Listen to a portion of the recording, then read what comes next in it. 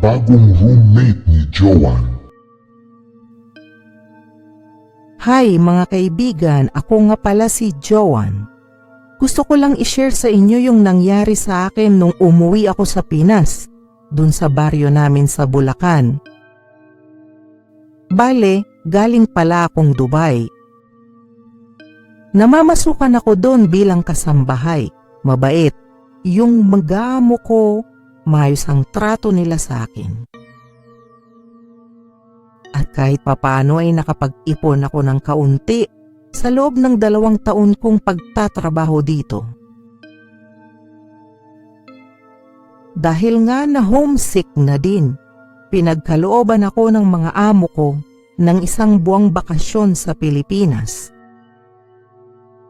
Akala ko, simpleng bakasyon lang ito sa Bulacan. Pero mali pala ako. Pag-uwi ko, sinurpresa ko ang pamilya ko. Sila nanay, tatay at kuya. Lahat sila halos maiyak nung makita ako. Payak lang ang pamumuhay namin, may maliit na bahay, medyo may kalumaan na nga. Nasa gilid kami ng bundok kaya malapit sa kakahuyan.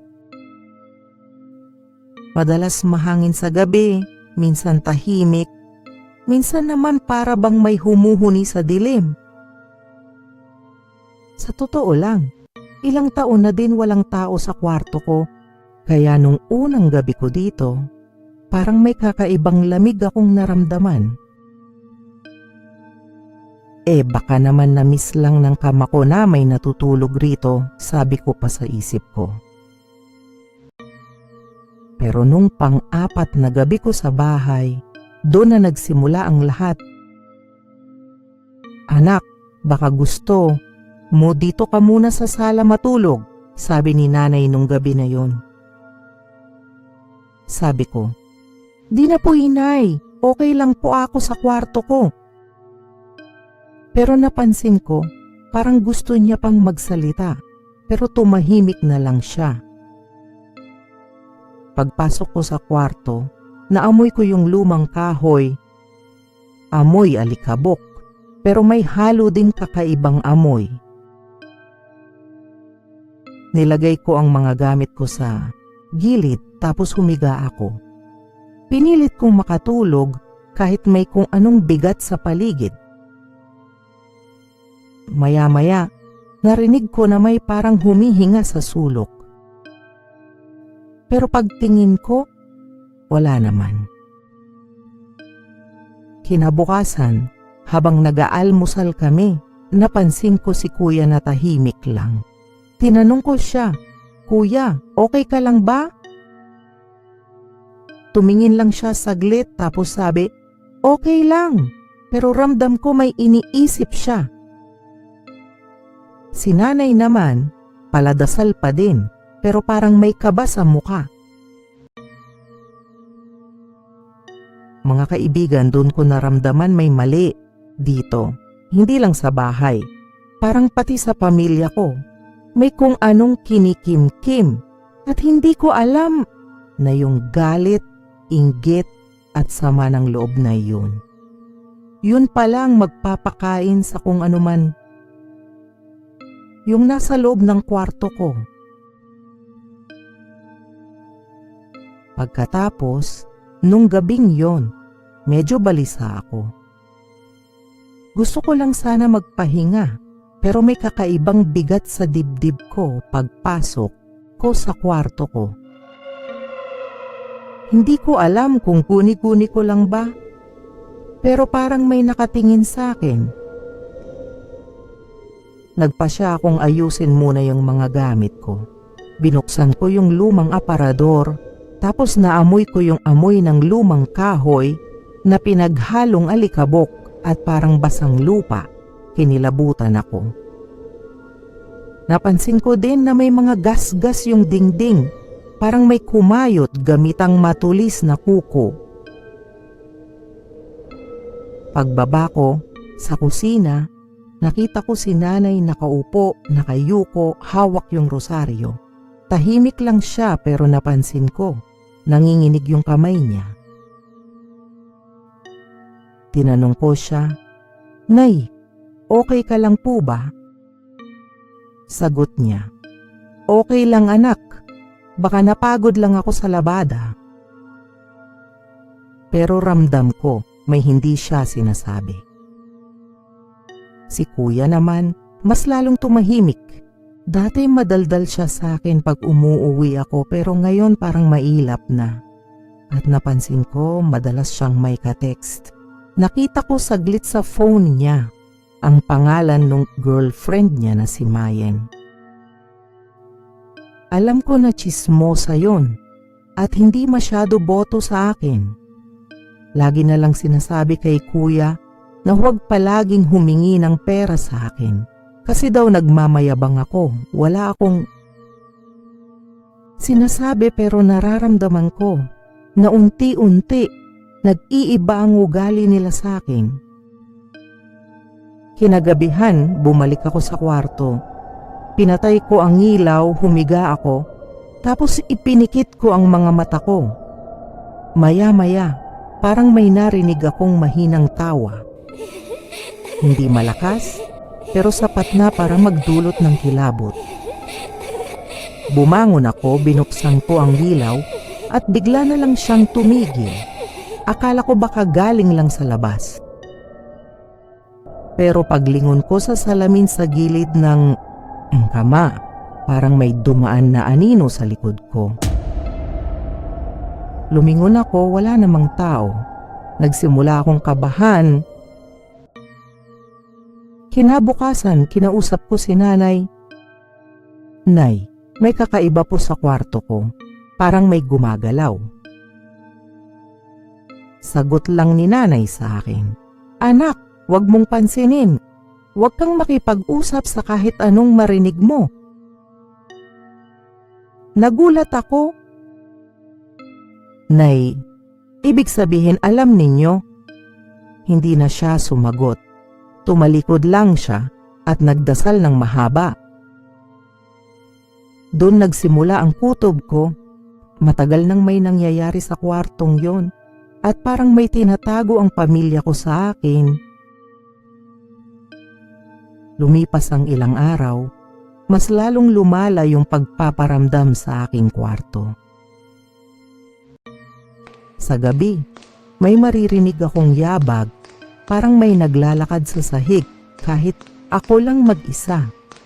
May mga gamit akong nalilipat ng pwesto, minsan may damit na nasa aparador kahapon, tapos biglang nasa sahig kinabukasan. Isang gabi, nagising ako sa tunog ng kaluskos sa ilalim ng kama ko. Para akong binuhusan ng malamig na tubig. Hinawakan ko ang kumot ko.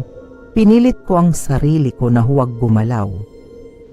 Pero bigla akong nakarinig ng boses, mahina lang. Ang batang babae na bumubulong. Sabi niya, "Huwag kang aalis." Napaupo ako bigla.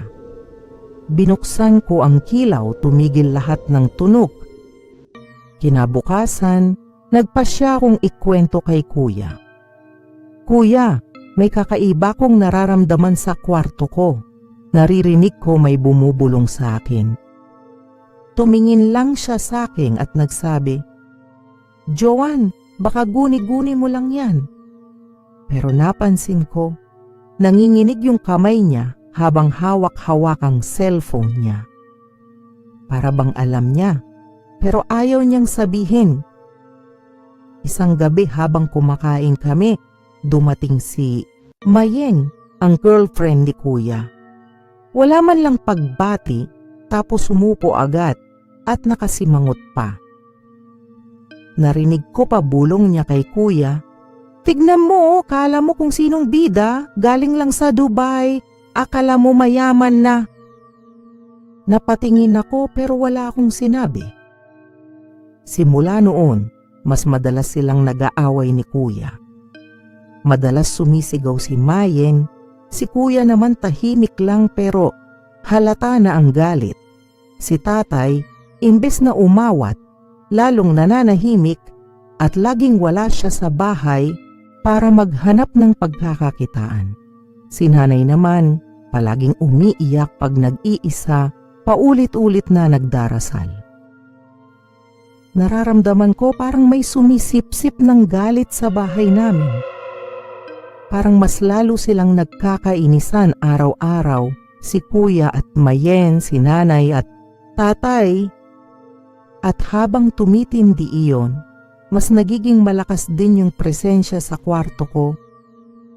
Isang gabi, habang nakahiga ako, narinig ko ulit yung boses. Mas malinaw na ngayon. Sabi niya, Salamat, pinapakain niyo ako. Kinilabutan ako. Hindi ko alam kung anong ibig niyang sabihin. Nagpasya akong hanapin ang sagot. Kinausap ko si nanay, pinilit kong siyang sabihin yung totoo. Nay, ano po ba talagang nasa kwarto ko? Umiwas siya, pero nung tumulo ang luha niya, doon ko nalaman na mabigat talaga yung tinatago niya. Sabi niya, Anak, may namatay dyan. Nagulat ako. 2 taon na ang nakalipas. Pinsan mo siya, si Ella. Nagpakamatay siya sa kwarto mo habang wala ka. Hindi namin nasabi sa iyo kasi baka hindi mo nagustuhin na umuwi dito. Nanlamig ako sa sinabi ni nanay. Bakit sa kwarto ko? Tanong ko sa kanya. Sagot lang ni nanay. Nagkasagutan sila ng magulang niya. Umalis si Ella sa bahay nila at dito muna siya tumira. May dinadala siya dito sa bahay. Ang galit niya sa pamilya niya. At simula nung nangyari yun, nagbago na ang lahat. Doon ko na-realize yung bigat na nararamdaman ko. Baka yun yung naiwan ni Ella. Yung galit, yung sama ng loob, yung lungkot. At ngayon, ginagamit niya yung inggit at galit sa loob ng bahay para mas maging malakas pa siya. Nung gabing yon, habang nakahiga ako, bigla kong narinig yung boses niya. Mas malinaw, mas malapit. Sabi niya, Hindi ka dapat nandito. Sa akin na to. tapos biglang bumagsak yung salamin sa kwarto ko kahit walang hangin. Nabasag siya sa sahig. Sumigaw ako. Tumakbo sila nanay at kuya papunta ng kwarto ko. Pero pagpasok nila, tahimik na ulit. Hindi nila narinig yung boses. Doon ko naisip, ako lang ang gustong kausapin ng nilalang na yon. Huling gabi na bago ako bumalik sa Dubai, nagpasya akong harapin siya. Umupo ako sa kama, pinikitang mga mata ko, at binulong, Ella, kung ikaw yan, bakit mo ko ginaganyan? Tahimik hanggang bigla kong narinig yung mahinang tawa. Sabi niya, Hindi ako si Ella. doon bumukas yung magamata ko. Nakita ko sa salamin, hindi si Ella yung nakatayo sa likod ko. Isang nilalang na itim, mahaba ang buhok, walang mukha. Nagsimula siya magsalita. Ang boses niya parang pinaghalong babae at bata. Matagal na akong nandito bago pa kayo tumira dito. Pero salamat. Sa galit nyo, sa inggit nyo, sa sigawan nyo. Dahil dyan, lumakas pa ako. Doon ko na-realize, hindi kami tinatakot ni Ella. Ginagamit lang ng nilalang na iyon, yung mga alaala ni Ella para mas maging malapit siya sa amin. Lahat ng away, lahat ng inggit, lahat ng sama ng loob sa bahay, yun ang pagkain niya. Naiwan akong tulala, nanginginig, at bago pa ako nakalabas ng bahay, muli kong narinig yung boses niya sa tenga ko, bulong ng bulong. Sige, umalis ka. Pero pagbalik mo, hindi ka na aalis. At simula noon hindi na ako bumalik sa Pilipinas.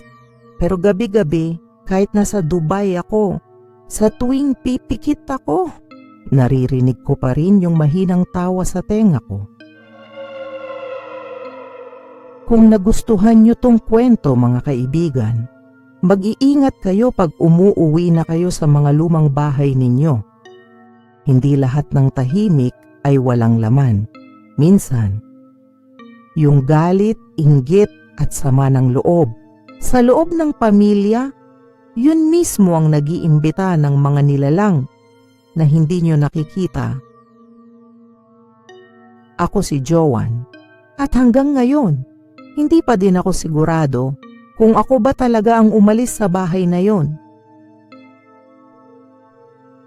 Kung gusto nyo pa ng mas maraming kwento ng katatakutan, huwag kalimutan mag-like, share at subscribe at i-follow ang Ika3 TV sa YouTube, Facebook at TikTok.